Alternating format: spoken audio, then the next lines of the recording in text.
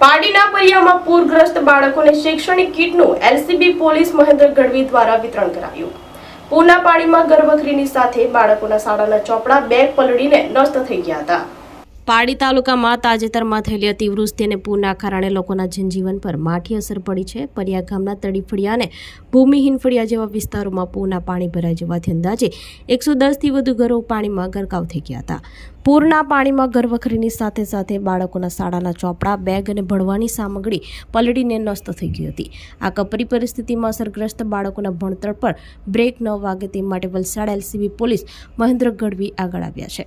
અગાઉ મર્ડર જેવા જટિલ ગુનાનો સફળ ઉકેલ લાવવા બદલ ગૃહમંત્રી દ્વારા સન્માનિત થયેલા મહેન્દ્ર ગઢવીએ માનવતા દાખવી 50 જેટલા જરૂરિયાતમંદ બાળકોને નવી નોટબુક, પેન્સિલ, રબર, કંપાસ અને બેગ સહિતની શૈક્ષણિક કીટનું વિતરણ કર્યું છે। આ સરાહનીય કાર્યમાં રોહિણા માર્કેટના પ્રમુખ દિનેશભાઈ પટેલ, પરિયા ગામના માજી સરપંચ દીક્ષાંત પટેલ તથા તાલુકા પંચાયત સભ્ય નયન દેસાઈએ સક્રિય યોગદાન આપ્યું હતું। તમામ શૈક્ષણિક સામગ્રી મળી જતા બાળકોના ચહેરા પર ખુશીની લહેર જોવા મળી હતી। ગ્રામજનોએ પોલીસ વિભાગની આ સરાહનીય કામગીરી અને સંવેદનશીલતા બદલ આભાર વ્યક્ત કર્યો હતો। અમે આ પારડી તાલુકાનું પરિયા ગામ અને વેલવાગઢ ફળિયું ભૂમિહીન અને આ વિસ્તારમાં પાણીનો ભરાવો લગભગ 2 દિવસ સુધી રહ્યો। એ ભરાવો એવો રહ્યો કે અડધું ઘેર તણાઈ ગયું। એ લોકોને ખાવા પીવાની કોઈ વસ્તુ રહી નથી।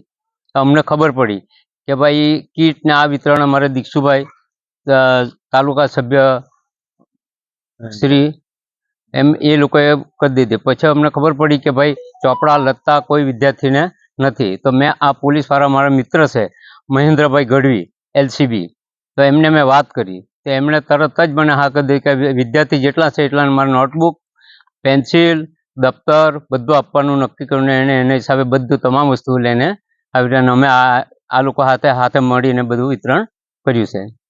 બાળકોમાં એટલી ખુશી છે કે પોલીસ મિત્ર કોઈ દિવસ છે ને લોકો પોલીસ તરફ નજર આમ એ રાખતા હોય, પણ આ પોલીસ એવા છે, અમારે ત્યાં પારડી તાલુકાના પોલીસો એવા છે કે લોકોને સાંભે મળીને આવીને એ લોકો મદદ કરતા હોય છે।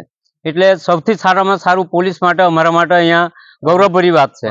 જે પરિયા અને આજુબાજુના વિસ્તારોમાં પૂરના પાણીથી જે અતિવૃષ્ટિના કારણે જે પાણી ભરાયેલા અને લોકોનામાં જે ઘરે ઘર કોઈની ત્યાં 5 ફૂટ 7 ફૂટ એટલું પાણી ભરાયેલું અને એમાં જે ઘરના તમામ ઘર વખરી, જેમાં બાળકોને ભણવાના ચોપડા, એમના બૂટ્સ કે બધી દરેક વસ્તુ પૂરેપૂરી ખરાબ જ થઈ ગયેલી કે જે વાપરી જ નહીં શકાય।